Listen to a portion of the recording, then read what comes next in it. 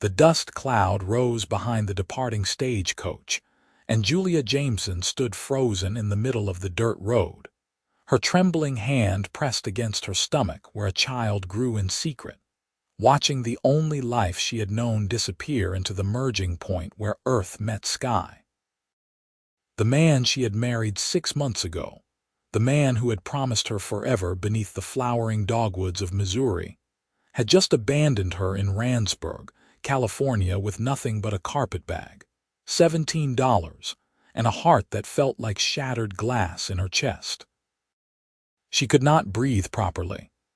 The September heat of 1883 pressed down on her shoulders like a physical weight, and the mining town around her seemed to pulse with hostile indifference.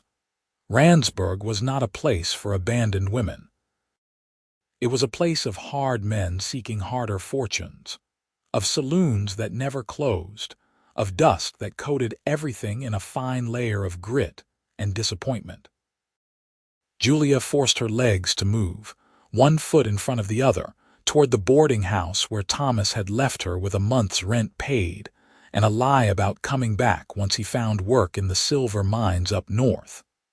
She had believed him that morning when he kissed her forehead.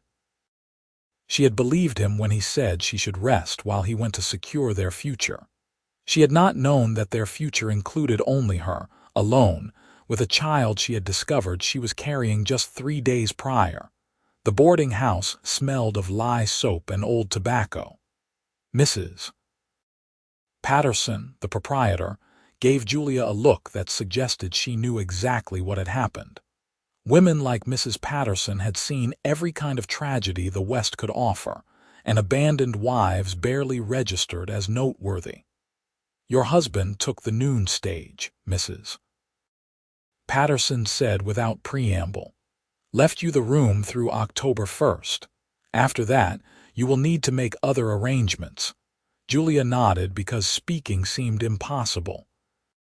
She climbed the narrow stairs to the second floor, entered the small room that had been theirs for less than a week, and sat on the bed that still smelled faintly of Thomas's hair tonic.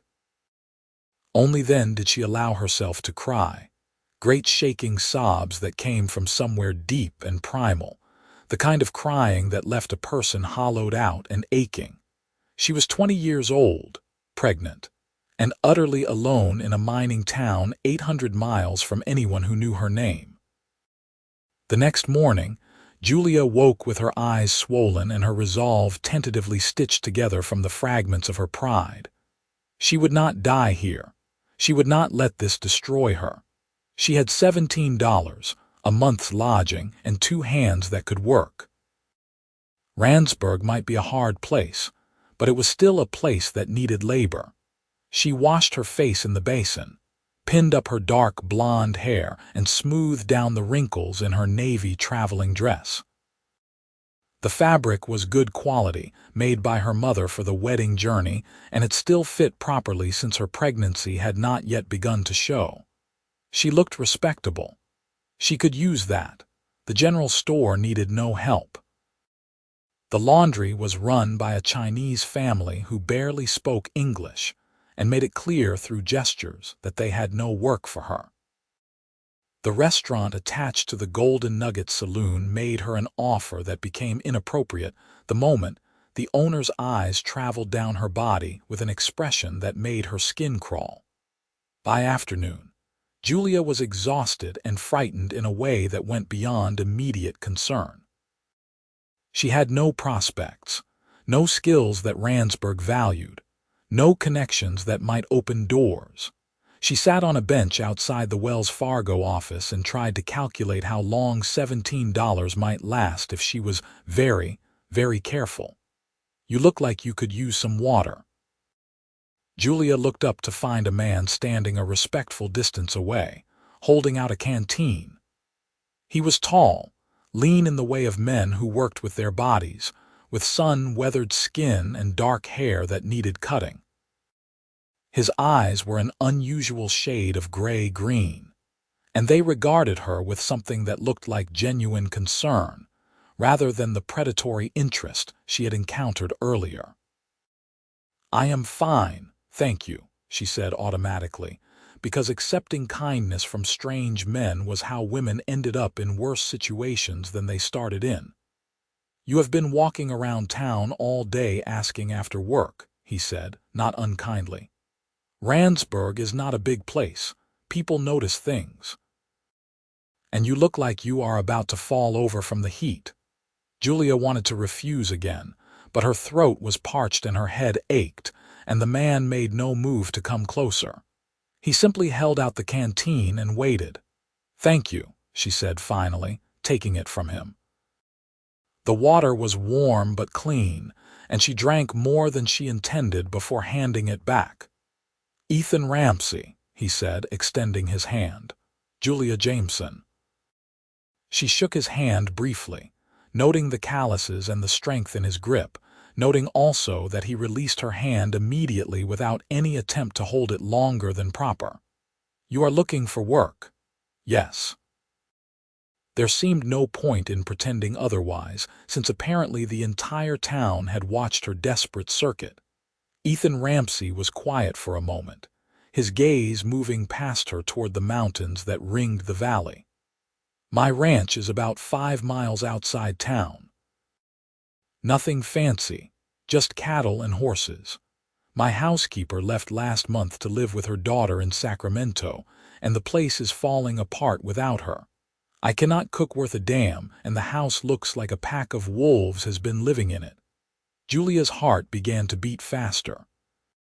"You are offering me work, cooking, cleaning, mending, room and board plus $30 a month." He looked back at her and his expression was carefully neutral. "Separate quarters in the house. The job is the job, nothing else. If that is not clear, I will make it clearer now. I need a housekeeper, not anything else. $30 a month, room and board." It was more than she had any right to hope for, which made her immediately suspicious. "Why?" she asked bluntly. "You do not know me. I could be a thief. I could be incompetent." "You could be," he agreed. "But you have been walking around in this heat all day in a wool dress without complaining. You turned down whatever Bill Harrison at the restaurant offered you, and I know Bill, so I know it was not anything decent. And you have the look of someone who is out of options but still trying to maintain dignity. I respect that." Julia studied him carefully. He was perhaps 25 or 26, with an honest face and eyes that met hers directly. His clothes were work-worn but clean. His hands were the hands of a rancher, not a gambler or a drunk. Everything about him suggested a man who meant what he said, but she had believed Thomas too. "I should tell you," she began, and then stopped. Should she tell him about the baby? Would he rescind the offer if he knew? But if she did not tell him and he discovered it later, he would have every right to send her away. "You should tell me what?" Ethan asked.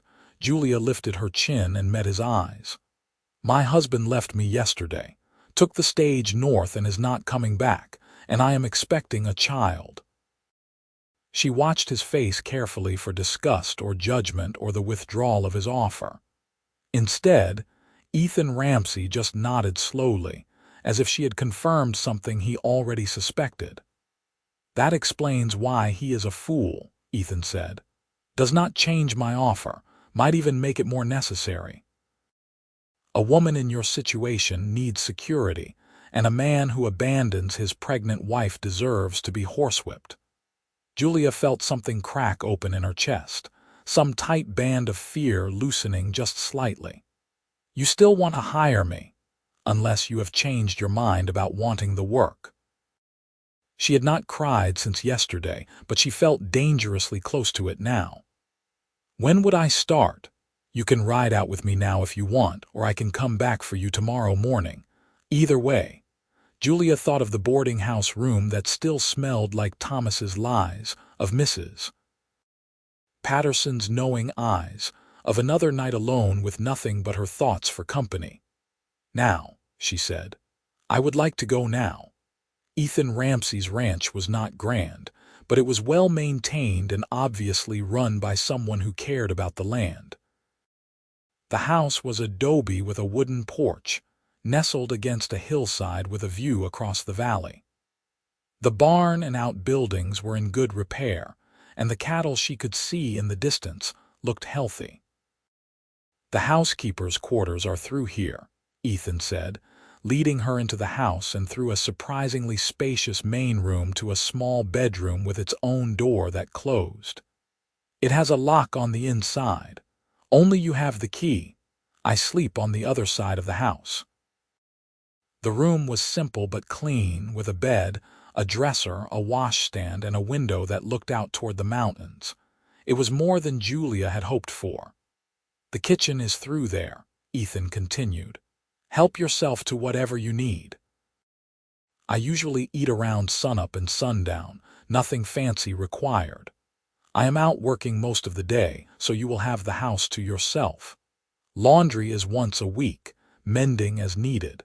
If you need anything from town, I go in every Saturday." Julia set down her carpetbag and turned to face him. "Why are you doing this? Truly?" Ethan was quiet for a moment, leaning against the doorframe with his hat in his hands. "My mother was in a situation something like yours once. Before she married my father, she was promised to another man who turned out to be worthless. He left her when things got hard. She had nowhere to go, and people in her town treated her like she had done something shameful just by being abandoned. My father gave her a chance when nobody else would, and they built a good life together. She died 3 years ago, but I remember how she talked about that time, how much it meant to have someone see her as a person worth helping." "So this is charity?" Julia asked, and heard the edge in her own voice. "No," Ethan said firmly. "This is employment. I genuinely need a housekeeper, and you genuinely need work. The fact that it helps us both does not make it charity. But I will be honest with you. If you were a man in the same situation, I would have made the same offer. Maybe not the room with a lock, but the work itself. I believe in helping people when I can. Does not seem like a complicated philosophy." Julia felt her defenses soften slightly. "I will not disappoint you. I do not imagine you will. Get settled, and I will show you where everything is in the kitchen. Nothing fancy tonight. Bread and cheese is fine by me if that is all you have energy for." He left her alone then, and Julia sat on the bed in her new room, in this house belonging to a stranger who had shown her more kindness in an afternoon than her husband had shown her in their final weeks together. She pressed her hand against her stomach where the baby grew, still small enough to hide. "We are going to be all right," she whispered. "We are going to survive this." The first week at the Ramsey Ranch passed in a blur of activity that left Julia exhausted each night but also strangely satisfied. She cleaned the house from top to bottom, organized the kitchen, mended a pile of shirts and trousers that Ethan had clearly been ignoring for months. She learned that he liked his coffee strong and his meals simple, that he worked harder than any man she had ever known, and that he was unfailingly polite in a way that never felt forced or false. He did not ask her personal questions. He did not hover or supervise her work. He simply existed in parallel to her, crossing paths at meals and in passing, treating her with a respect that felt both foreign and deeply necessary. On Saturday, he took her into town in the wagon for supplies. Julia had been dreading this, certain that people would stare or whisper or make assumptions about her presence at the Ramsey Ranch. Some did. She saw the looks from women outside the church, heard the whisper that cut off when she passed.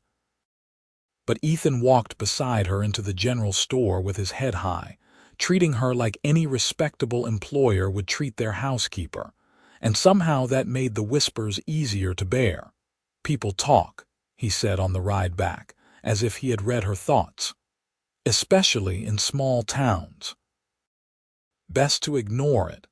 "Easy for you to say," Julia replied. "You are not the one they are talking about." "They talked about me plenty when I first came here," Ethan said. "Young man with a paid-off ranch and no family around." Every matchmaking mother in the county tried to throw their daughter at me. Every gambler thought I was an easy mark. People will make up stories about you no matter what you do. Might as well live your life and let them waste their breath. Julia looked at him curiously. Where did you come from? Before Randsburg, Colorado originally. My father had a ranch up near Denver. He died 4 years ago and I sold the place, came out here looking for something different. Found this land and it felt right. He paused. What about you? Where are you from? Missouri. A town so small it barely had a name. My father was a shopkeeper. Julia surprised herself by continuing. Thomas came through selling farm equipment. He seemed so worldly, so confident. He promised me adventure, promised me we would build something together out west. She laughed bitterly. I suppose I got the adventure. His loss, Ethan said simply. Any man who walks away from his wife and child is too stupid to deserve either. Julia felt warmth spread through her chest at his words. Not romantic warmth, not yet, but something else. The warmth of being seen, being valued, being defended. Thank you, she said quietly, for all of this. I know I have said it before, but I mean it. You earn your keep, Ethan said. I've eaten better this week than I have in months, and I found a shirt this morning that I thought was lost forever. You do not owe me thanks for giving you work, you are doing well. But Julia did owe him thanks, more than she could express. He had given her more than work. He had given her dignity.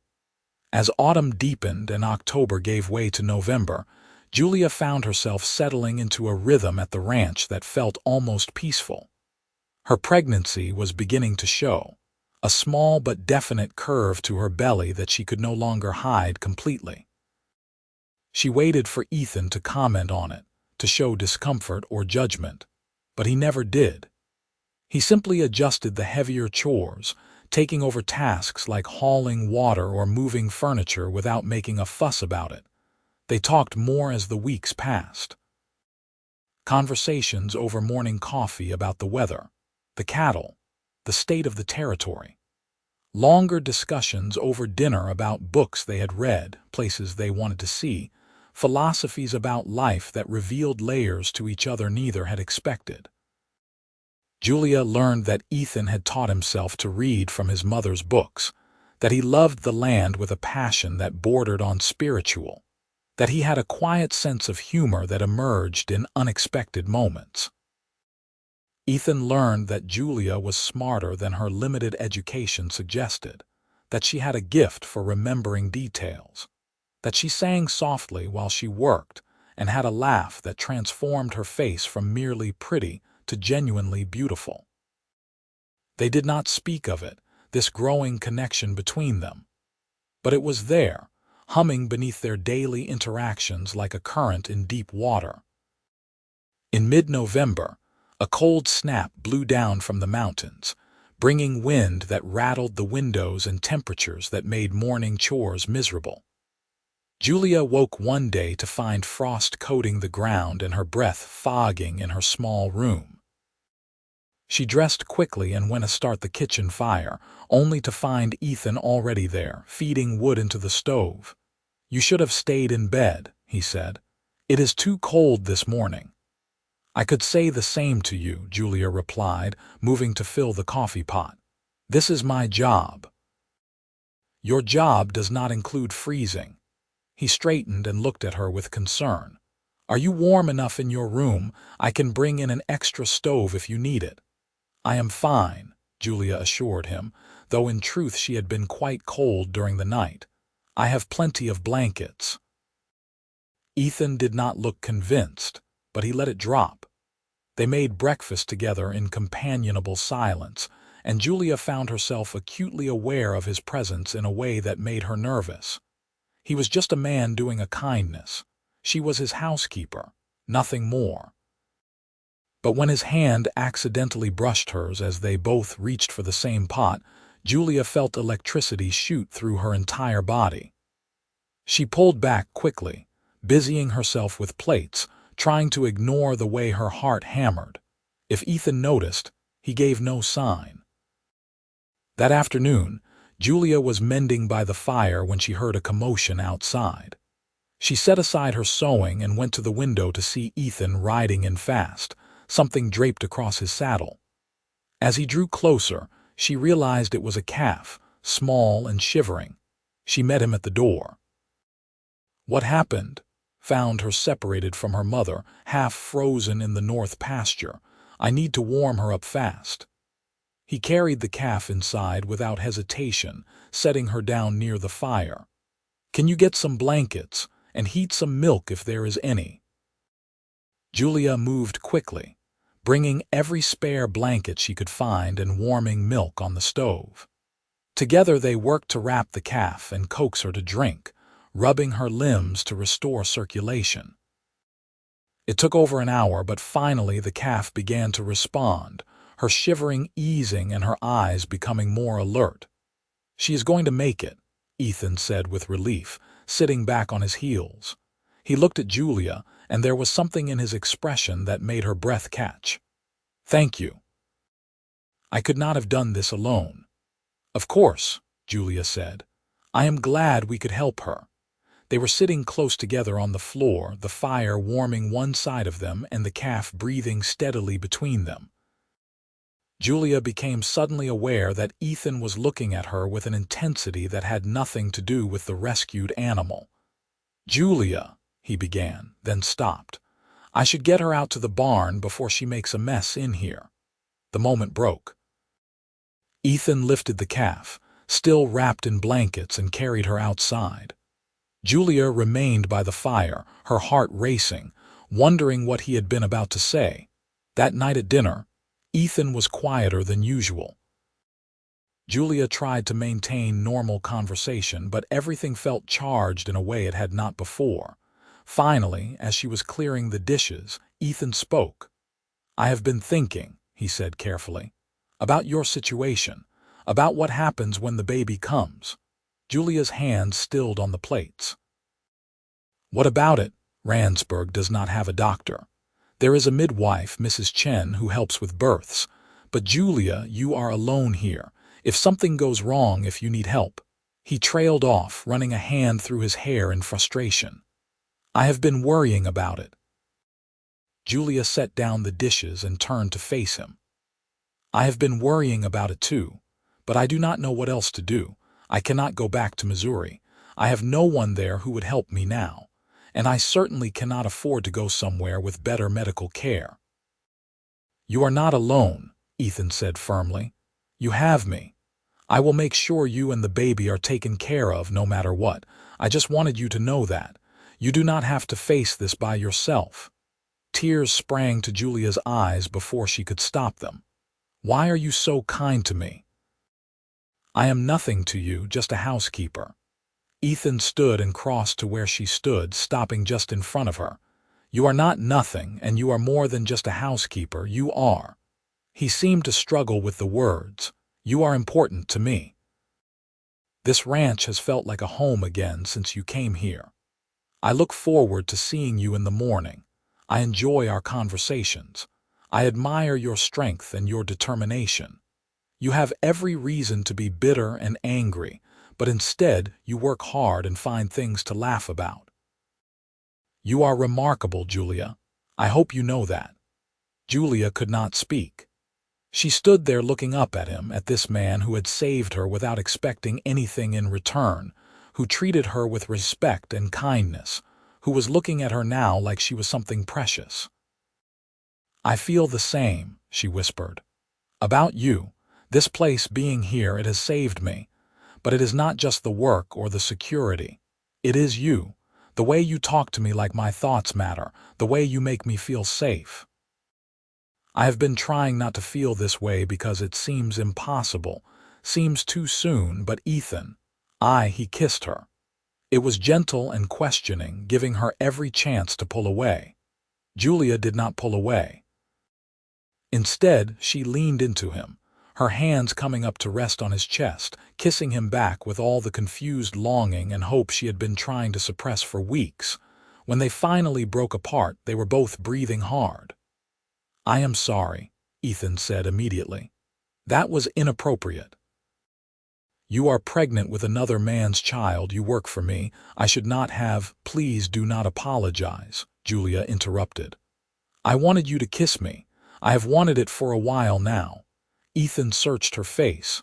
"This is complicated. Everything about my life is complicated right now. I do not want you to feel obligated because I employ you. I do not feel obligated. I feel like maybe I was supposed to end up in Randsburg. Like maybe Thomas leaving me was horrible and painful, but it brought me here. To you."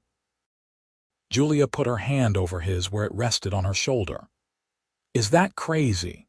If it is, then I am crazy too," Ethan said. "Because I have been falling in love with you since the day you drank from my canteen and looked at me like you were not sure if I was a threat or a salvation." "I think you are a salvation," Julia said softly. "I think you are the best man I have ever known." Ethan pulled her into his arms then, carefully mindful of her belly, holding her like she was something infinitely valuable. Julia rested her head against his chest and felt his heart beating strong and steady beneath her ear. For the first time since Thomas left, she felt truly safe. They stood like that for a long time, the fire crackling in the stove and the night settling cold around the house. "I want to marry you," Ethan said finally. "I know it is fast. I know you are still legally married to Thomas. But when you are free, if you will have me, I want to be your husband. I want to raise this baby as mine. I want to build a life with you." Julia pulled back to look at him. "I am carrying another man's child. You are carrying a child who deserves a father. I can be that father I want to be. The town will talk. The town talks anyway. Thomas might come back. Then I will tell him to leave and never return." Ethan cupped her face in his hands. "Julia, I do not care about any of the complications. I care about you. Do you have feelings for me?" "Yes," Julia said without hesitation. "I think I am falling in love with you too. Then we will figure out the rest." He kissed her again, and Julia let herself believe that maybe, just maybe, everything would be all right. The winter months that followed were the happiest Julia had known since childhood. She and Ethan made no public announcement of their changed relationship, but within the house, they were openly affectionate. He held her hand across the dinner table. She kissed his cheek when he came in from the cold. They talked late into the night about their hopes and dreams, about the life they would build together. In January, Ethan rode into town and returned with news that made Julia's heart soar. He had spoken with the territorial judge about her situation. According to the law, a husband who abandoned his pregnant wife for more than 60 days without providing support could have his marriage annulled on grounds of desertion. Thomas had been gone for nearly 4 months, with a witness statement from Mrs. Patterson confirming his departure and abandonment. Julia could be free. "It will take a few weeks to process," Ethan explained. "But the judge says it is a straightforward case. By March, you will be Julia Jameson again, not Julia whatever Thomas's last name was." "March," Julia repeated, her hand on her swollen belly. "The baby would come in late February or early March. That is so soon. Is that all right? I do not want to rush you if you need more time." "I do not need more time," Julia said firmly. "I want to marry you, Ethan. I want this baby to have your name and your love. I want to build our life together." Ethan grinned, and Julia realized she had never seen him look so purely happy. "Then I need to build a cradle, and we need to add on to the house. A baby needs a proper nursery, and if we are going to have more children eventually, we will need more space." "More children," Julia teased. "We do not even have this one yet." "I am a planner," Ethan said, pulling her gently into his arms. "And I plan to fill this house with children and laughter and love, if that is what you want too." "That is what I want," Julia whispered. "More than anything." As her pregnancy advanced, Julia found herself growing more nervous about the birth.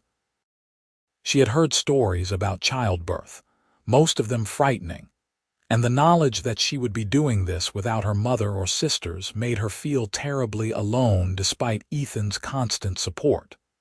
In February, Ethan brought Mrs. Chen out to the ranch to meet Julia. The midwife was a small woman in her 50s with capable hands and a no-nonsense demeanor that Julia found oddly comforting. "You are healthy," Mrs. Chen pronounced after examining her. "Baby is in good position. You are young and strong. Should be fine." "Should be," Julia repeated nervously. "Nothing in life is guaranteed," Mrs. Chen said bluntly. "But I have delivered many babies. I know what I am doing. When your time comes, you send him," she gestured at Ethan, "to fetch me. I will come."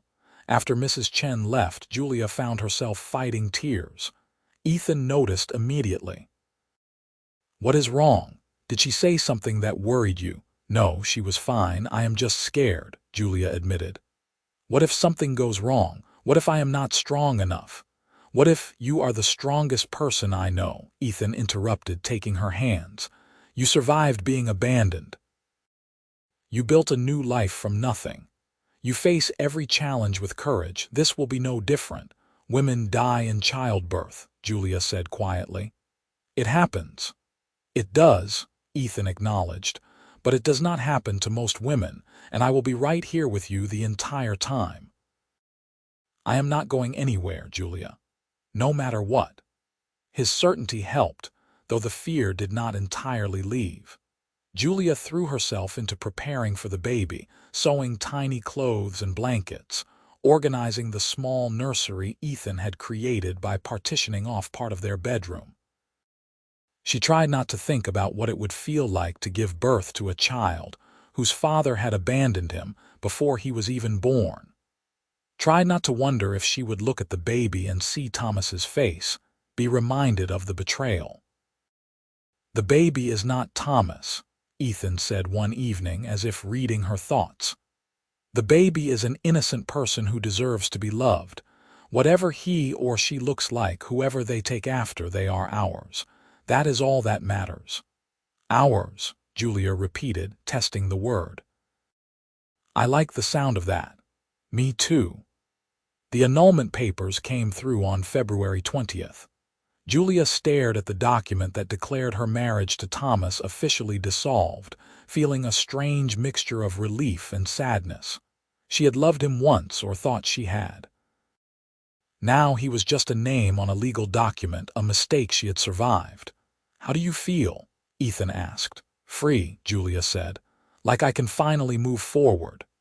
"Then let us move forward," Ethan said. "Marry me, tomorrow, next week, whenever you are ready, but marry me, Julia. Let me be your husband in truth." "After the baby comes," Julia said. "I want to be able to fit into a proper dress, and I want to not be enormous when we say our vows." Ethan laughed. "You are not enormous. You are beautiful, but I understand. After the baby comes, then. I can wait a few more weeks." Julia went into labor on a cold morning in late February, 10 days before Ethan's birthday. The pain started as a dull ache in her back and progressed rapidly to intense contractions that took her breath away. Ethan rode for Mrs. Chen while Julia tried to manage the fear that threatened to overwhelm her. The midwife arrived within an hour and took charge immediately, directing Ethan to boil water and bring clean linens while she examined Julia. "Baby is coming soon," Mrs. Chen announced. "You are doing well. Keep breathing." The next hours were a blur of pain and effort, and Ethan's steady voice telling her she was strong. She could do this. He was right there with her. Julia had never experienced anything like the intensity of labor, the all-consuming nature of it. There was no room for fear or thought or anything except the primal work of bringing a child into the world. Finally, as the sun was setting and casting long shadows across the bedroom, Julia felt an overwhelming urge to push. "Now," Mrs. Chen commanded. "Push now." Julia bore down with everything she had, squeezing Ethan's hand so hard she thought she might break it. He did not complain, just kept murmuring encouragement and wiping the sweat from her face. "Again," Mrs. Chen said. "One more." Julia pushed with the last of her strength, and suddenly there was a release, a feeling of something leaving her body, and then a sound that made her heart stop and restart. A baby's cry. "A boy," Mrs. Chen announced, working quickly to clean the infant. "Healthy boy with good lungs." Julia was crying and laughing at the same time. Ethan's eyes were wet as he looked down at her with an expression of awe. "You did it," he whispered. "You were amazing." Mrs. Chen finished her work and placed the baby in Julia's arms. He was tiny and red-faced and screaming indignantly, and he was the most beautiful thing Julia had ever seen. She looked down at her son and felt her heart expand in a way she had not known was possible. "Hello," she whispered to him. "Hello, little one. I am your mother. And this," she looked at Ethan, "this is your father." Ethan reached out hesitantly, touching the baby's tiny hand. The infant gripped his finger reflexively, and Julia saw Ethan's face transform with love. "He is perfect," Ethan said hoarsely. "Absolutely perfect. What should we name him?" Julia asked. They had discussed names but never settled on one. Now, looking at her son, Julia knew exactly what his name should be. "Samuel," she said. "Samuel Ramsey, if that is all right with you." "Samuel Ramsey," Ethan repeated, trying it out. "It is a good, strong name. I like it." He looked at Julia. "Are you all right? Was it very terrible?" "It was the hardest thing I have ever done," Julia admitted. "But look what we have now. He was worth it." Mrs. Chen finished her cleanup and gave Julia instructions for caring for the baby and for herself. "You did very well," she told Julia. "Rest now, let your body heal, and you," she looked at Ethan, "take care of them both, they need you." "I will," Ethan promised. "Thank you for everything." After Mrs. Chen left, Ethan helped Julia get comfortable and brought her water and food. Samuel nursed for the first time, a clumsy, awkward process that somehow worked, and then fell asleep in Julia's arms. "I cannot stop looking at him," Julia said softly. "Is that normal?" "I cannot stop looking at him either," Ethan admitted. "Or at you."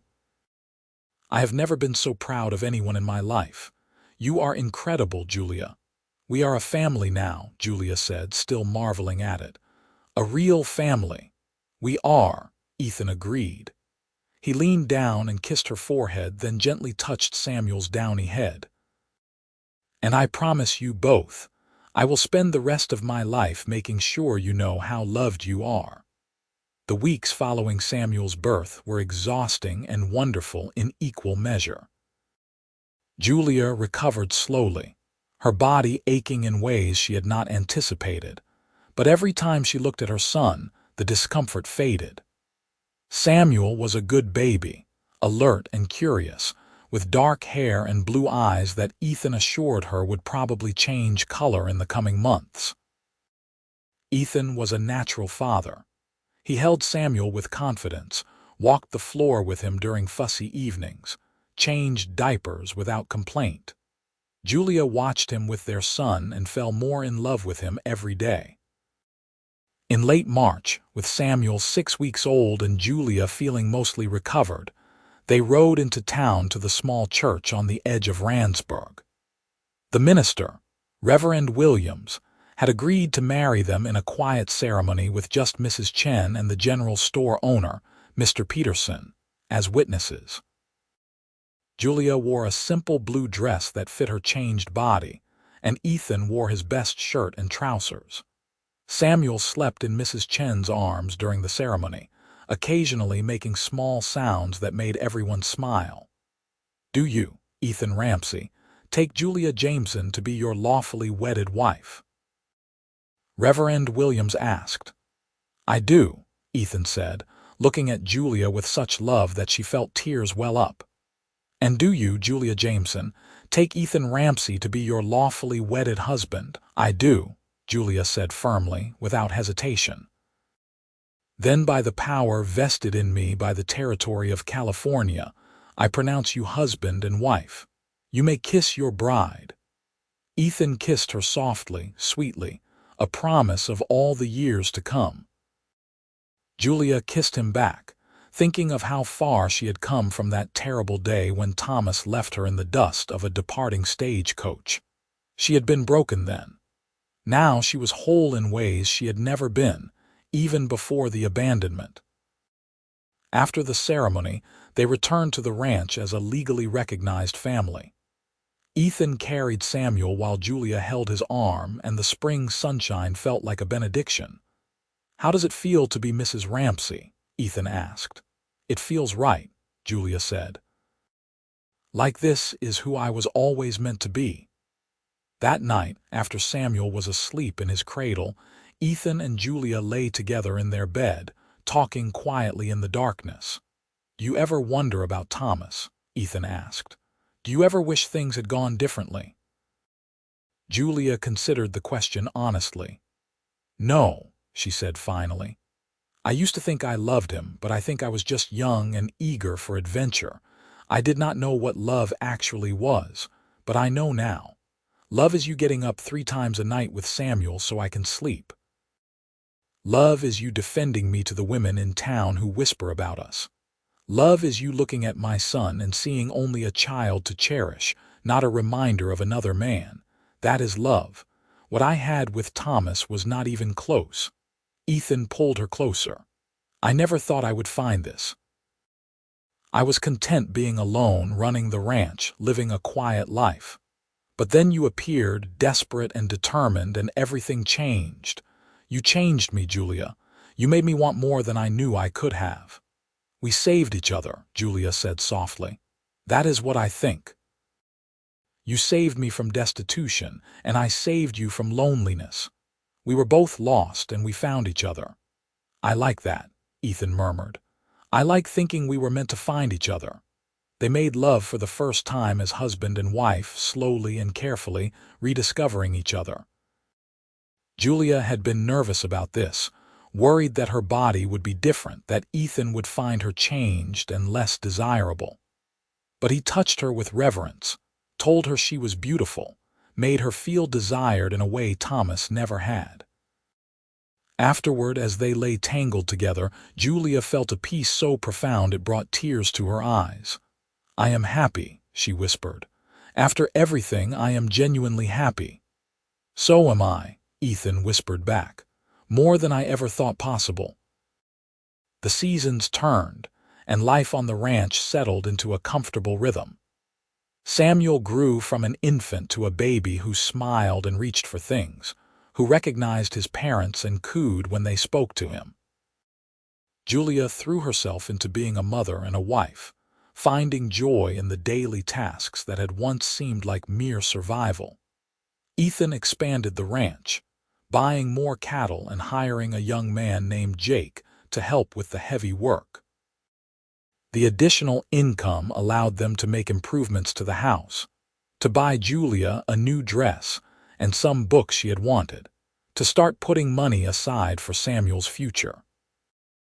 In July, on a hot afternoon with Samuel napping in his cradle, Julia realized with a start that she was feeling nauseated in a familiar way. She sat at the kitchen table, her hand pressed to her stomach, counting back through the months. Ethan found her there an hour later, staring into space. "What is wrong?" he asked immediately, concerned. "Nothing is wrong," Julia said slowly. I think I might be pregnant again." His eyes went wide. "Are you sure?" "Not completely. But the signs are there. The same feelings I had with Samuel." Ethan sat down heavily in the chair across from her. "That was fast. Are you unhappy about it?" Julia asked anxiously. "No," Ethan said immediately. "No, not unhappy. Surprised, but not unhappy. Julia, if we are having another baby, I am thrilled. You know I want a house full of children. Samuel is only 5 months old. I will have 2 babies in diapers." "Then I will change twice as many diapers," Ethan said reasonably. "We will figure it out together. We always do." Julia felt relief wash over her. She had been worried he would think it was too soon, too much. But of course Ethan was thrilled. He loved being a father. "A house full of children," she repeated, smiling. "You want chaos, do you?" "I want love," Ethan corrected. "And noise and laughter and life. I want the opposite of the silence I lived with before you, so yes, bring on the chaos." Julia's second pregnancy was easier than her first in some ways, harder in others. She knew what to expect now, which helped with the anxiety. But caring for an active baby while carrying another child was exhausting. Ethan picked up more of the household tasks without being asked. And Jake's wife, Martha, started coming by twice a week to help with the laundry and heavy cleaning. In the evenings, after Samuel was asleep, Ethan would sit with Julia on the porch, his hand resting on her growing belly, talking about the future. "I hope it is a girl this time," he said one night. "A little girl who looks just like you. You do not mind that she would not really be yours?" Julia asked, something she had been wondering about. Samuel looked like her, with only slight hints of Thomas in his features that Ethan never mentioned.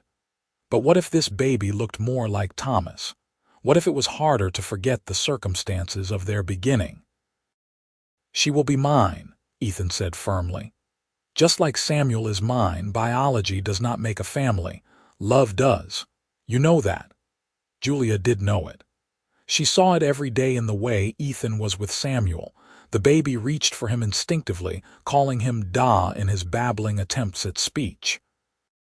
There was no question of who Samuel's father was in any way that mattered. In February of 1885, 2 years almost to the day after Julia had arrived in Randsburg, she gave birth to a daughter. The labor was faster this time, though no less intense. Samuel stayed with Martha while Mrs. Chen attended the birth, and once again Ethan was there, steady and strong, helping Julia through every contraction. Their daughter came into the world just before dawn, announcing her arrival with a lusty cry that made them all laugh. "She has spirit," Mrs. Chen said approvingly, handing the baby to Julia. Julia looked down at her daughter and felt that same overwhelming rush of love she had felt with Samuel. The baby had a shock of dark hair and eyes that would probably turn brown. She had Julia's nose and mouth, and as she nursed for the first time, Julia saw Thomas in her features too, more than she had with Samuel. She looked at Ethan anxiously, wondering if he saw it too, if it would bother him. "She is perfect," Ethan said softly, touching the baby's cheek. "Absolutely perfect. What should we name her?" "Grace," Julia said, the name coming to her suddenly. "Because she is a Grace I did not expect, because this whole life is Grace." "Grace Ramsey," Ethan said. "I love it." He looked at Julia with tears in his eyes. "Thank you. For her, for Samuel, for everything. You have given me more than I ever dreamed of having." "We gave it to each other," Julia said. She was crying too, overwhelmed with emotion and exhaustion and joy. When Samuel met his sister later that morning, he was fascinated. At almost 2 years old, he was gentle and curious, touching her tiny hand and trying to say her name. "Gay," he pronounced it, which became his nickname for her. Julia watched her husband with their 2 children and felt a contentment so complete. It seemed impossible that her life had once been filled with such despair. The years that followed were full and rich. Samuel grew into a bright, active boy who loved helping his father with the ranch. Grace was quieter but observant, with a stubborn streak that made them all laugh. In 1887, Julia gave birth to twin boys, Matthew and Michael, and the house was suddenly and wonderfully chaotic. Ethan had to add on to the house again, building more bedrooms and expanding the kitchen. The ranch prospered, growing from a modest operation to one of the more successful in the area. They hired more help, and Julia found herself managing a household staff as well as raising 4 children. It was exhausting and wonderful, and everything she had never known she wanted. On a spring evening in 1890, after the children were all in bed, Julia and Ethan sat on the porch watching the sunset. Samuel was 8 now, Grace was 5, and the twins were 3. The house behind them was full of the sounds of children sleeping, the evidence of their life together. "Do you remember the day we met?" Julia asked. "Every detail," Ethan said. "You looked like you were trying to hold yourself together through sheer will. I thought you were the bravest person I had ever seen. I thought you were either my salvation or a threat. I could not decide which." "What do you think now?" Julia leaned her head on his shoulder. "I think you were my salvation, but more than that, you were my future. You gave me everything I did not even know to hope for." Ethan kissed the top of her head. "You gave me the same. Before you, this was just a ranch. Now it is a home. Now it is everything." They sat in comfortable silence as the sky deepened from pink to purple to deep blue. Julia thought about Thomas sometimes, wondered where he had ended up, if he ever thought about the wife and child he had abandoned. But those thoughts were distant now, barely real. Her real life was here in this house with this man and these children. "I want another baby," she said suddenly. Ethan laughed. "We have 4 children, 4 very active, very loud children. I know, but I love being a mother. I love our family." "And you said you wanted a house full." "I did say that," Ethan admitted. He turned to look at her in the fading light. "Are you sure? It is a lot of work." "I am sure," Julia said. "If you want another one too." "I always want another one," Ethan said, pulling her close. "I would have a dozen children with you if that is what you wanted." "Let us start with 5 and see how we feel," Julia said, laughing. Their 5th child, a daughter named Rose, was born in early 1891. She had red gold hair that came from neither parent and green eyes that were all her own. By then, Samuel was 9 and already showing signs of the man he would become, responsible and kind and devoted to his younger siblings. Grace was a little mother, always helping with the babies. The twins were holy terrors who kept everyone on their toes. The house was loud and messy and full of love. In 1893, when Samuel was 11, he asked Julia a question she had been dreading. "Mother," he said one evening while they were shelling peas together, "why do I not look like Father? Grace and the twins and Rose all have his coloring, but I do not." Julia's hand stilled on the peas.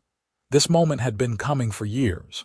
She and Ethan had discussed how to handle it, but now that it was here, she felt unprepared. "Come sit with me," she said, moving to the porch steps. Samuel followed, his young face serious. "You know that Father and I love you very much, right?" Julia began. "Of course," Samuel said, looking confused now. "Father is your father in every way that matters," Julia continued. "He has raised you since you were born. He chose to be your father, but biologically you had a different father. A man I was married to before I met Ethan." Samuel was quiet, processing this. "What happened to him?" "He left us," Julia said simply. "Before you were born, he was not a good man and he made a terrible choice. But his terrible choice brought me to Randsburg, where I met your father, where we built this family. So Father is not really my father." Samuel's voice was small. "He is absolutely your father," Julia said firmly. "Being a father is not about biology. It is about showing up every day, teaching you how to ride and read and be a good man. It is about loving you no matter what. Your father does all of that. He is your father in every way that counts." "Does he love me differently than the others?" Samuel asked. "Because I am not really his." "No," Julia said without hesitation. "He loves you exactly the same.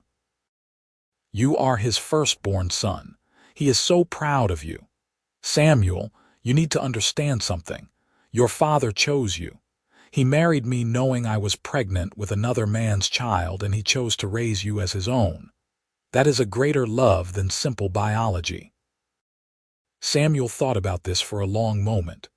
What was the other man's name? Thomas. But he does not matter. He is not part of our lives. I do not want to meet him, Samuel said suddenly.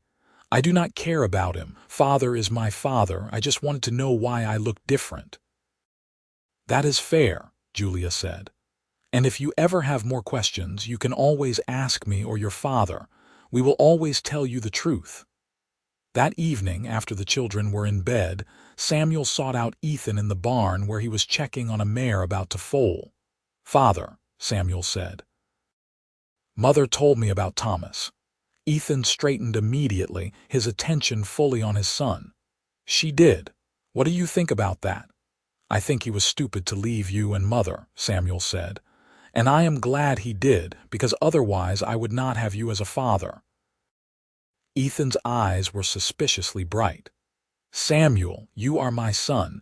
You always have been from the moment you were born. Nothing changes that. I know, Samuel said. I just wanted to make sure you knew that I know that you are my father, the only one who matters. Ethan pulled Samuel into a tight hug. I love you, son, more than I can say. I love you too, father. Julia, watching from the barn door, felt tears stream down her face. This was her family. These were her people. And they were bound together not by blood necessarily, but by choice and love and commitment. The years continued to pass in a blur of birthdays and holidays and everyday moments that accumulated into a life. Samuel grew into a young man who was the image of integrity, who worked the ranch alongside his father and planned to take it over someday. Grace became a teacher in town, beloved by her students. The twins were inseparable, always getting into mischief but with good hearts. Rose was the baby everyone doted on, creative and dreamy and utterly herself. In 1900, on a warm summer evening, Julia and Ethan celebrated their 15th wedding anniversary. Their children, now ranging from Samuel at 18 to Rose at 9, had conspired to create a special dinner with all of their parents' favorite foods. After the children cleared the dishes and dispersed to their various activities, Julia and Ethan walked out to the spot where the original house had stood, now part of their expanded home. 15 years, Julia said, shaking her head in wonder. It seems impossible. Best 15 years of my life, Ethan said. He looked at her in the fading sunlight, and Julia knew she was no longer the young woman he had met in Randsburg. She was 40 now, her body changed by 5 pregnancies, her face marked by years of sun and laughter and tears. But when Ethan looked at her, she saw only love in his eyes. You are still the most beautiful woman I have ever seen, he said, as if reading her thoughts. You are a terrible liar, Julia said fondly. I am not lying. You are beautiful. But more than that, you are everything to me. This life we built, these children we raised, this home we made, it is all because you walked into my life that day and let me help you. You did more than help me, Julia said. You saved me. You gave me a reason to keep going when I thought everything was lost. We saved each other, Ethan corrected, echoing her words from years ago. We were both lost, and we found each other. They stood together watching the sunset, surrounded by the evidence of their life together. The sounds of their children laughing somewhere in the distance, the cattle lowing in the pastures, the house that had grown to accommodate their expanding family. Julia thought back to that terrible day in 1883 when Thomas had left her in the dust of Randsburg with nothing but fear and a pregnancy she faced alone. She thought about how she had felt in that moment, like her life was ending, like she would never be whole again. She had been so wrong. Her life had not ended that day. It had begun. The man who had abandoned her had given her nothing but heartache and a child she loved beyond measure. The man who had found her, who had offered her water and work and eventually his love, had given her everything else. A home, a family, a life of purpose and meaning and joy. Thank you, she said to Ethan, for all of this, for choosing me and Samuel, for building this life with me, for being the kind of man who saw someone in need and helped without expecting anything in return." "I got everything in return," Ethan said softly. "I got you. I got our children. I got a life I did not even know I wanted until you showed me what was possible." He kissed her as the sun disappeared below the horizon, and Julia kissed him back with all the love and gratitude and contentment that filled her heart. They had started with nothing but hope and determination. They had built a family, a home, a legacy that would outlast them both. Their children would grow up knowing they were loved, knowing that families were built on choice and commitment as much as biology. Samuel would take over the ranch someday, she knew. He would bring a wife here, raise his own children in this house that Ethan had built and expanded to hold them all. Grace would continue teaching, shaping young minds. The twins would find their own paths, as would Rose. And through all of it, the foundation would be the love that Julia and Ethan had built from the ashes of abandonment and loneliness. As they walked back to the house hand in hand, Julia felt profound gratitude for the turns her life had taken. The pain of Thomas's betrayal had faded to almost nothing, barely a memory now. What remained was this: a good man who loved her children who were thriving, a home filled with laughter and life. She had been pregnant and abandoned, terrified and alone. Now she was cherished and whole, surrounded by a family that existed because two broken people had found each other and chosen to heal together. That night, lying in bed with Ethan's arms around her and the sounds of her children sleeping down the hall, Julia felt a peace so complete it brought tears to her eyes. "I love you," she whispered into the darkness. "I love you too," Ethan whispered back. "Always, always." It was a promise they had made to each other 15 years ago, and a promise they would keep for all the years to come. Their life together was not perfect. They had struggles and challenges, disagreements and difficult times, but through it all, they had each other. They had the family they had built together. They had love. And in the end, Julia thought as she drifted off to sleep, love was what mattered. Love was what saved her. Love was what had taken a terrified, abandoned young woman and transformed her into a wife, a mother, a woman who knew her own strength and worth. Love was everything. The years continued their steady march forward, bringing changes and challenges but also deep joys.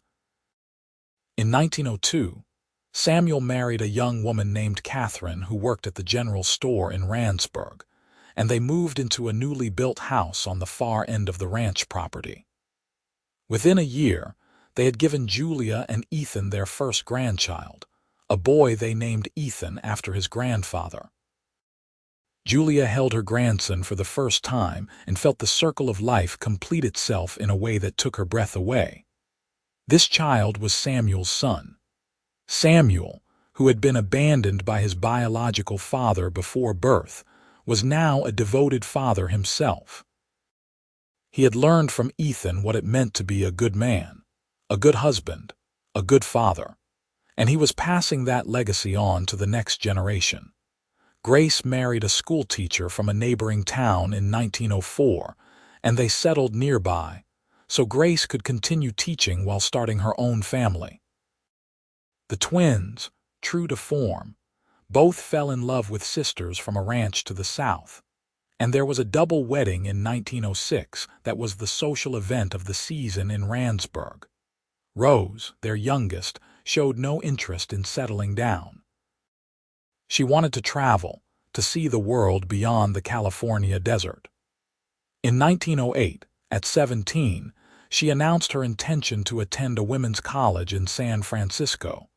Julia's first instinct was to say no, to keep her baby close and safe. But Ethan supported Rose's dreams, and together they convinced Julia that their daughter deserved the chance to spread her wings.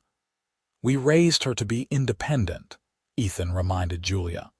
"We cannot fault her for becoming exactly what we hoped she would be." So Rose went to San Francisco, and Julia learned to live with the empty nest that came sooner than she had expected. But the house was never truly empty. There were grandchildren who visited constantly, children who still came home for Sunday dinners, friends and neighbors who dropped by. In 1910, Julia and Ethan celebrated their 25th wedding anniversary. They were in their 50s now, their hair graying and their bodies showing the wear of hard work and long years. But they were healthy and happy, surrounded by the family they had built. Samuel organized a party that brought together everyone they knew.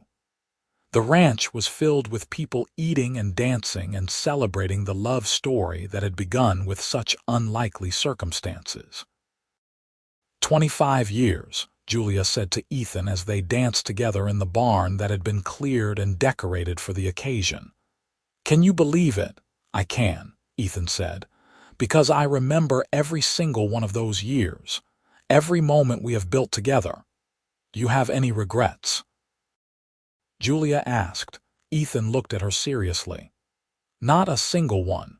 Julia thought about the question. Did she regret marrying Thomas? She could not, because that mistake had led her to Ethan. Did she regret the pain and fear of those early days? Again, no, because they had taught her strength she had not known she possessed. "No regrets," she said firmly. "Everything happened exactly as it needed to. Even the hard parts, especially the hard parts," Julia said, "because they brought us here, to this moment, to this life, to each other." Ethan pulled her closer as they danced. "I would do it all again. Every single day, every challenge, every moment, as long as it meant ending up here with you." Julia rested her head on his shoulder and let the music carry them. Around them, their children danced with their spouses, their grandchildren ran and played, their community celebrated with them. This was her life. This was what she had built from the ashes of abandonment. As the evening wore on, and the celebration continued, Julia found herself standing alone for a moment on the porch, looking out over the ranch that had become her home. She thought about the frightened young woman who had stood in the street in Randsburg 27 years ago, watching her husband abandon her.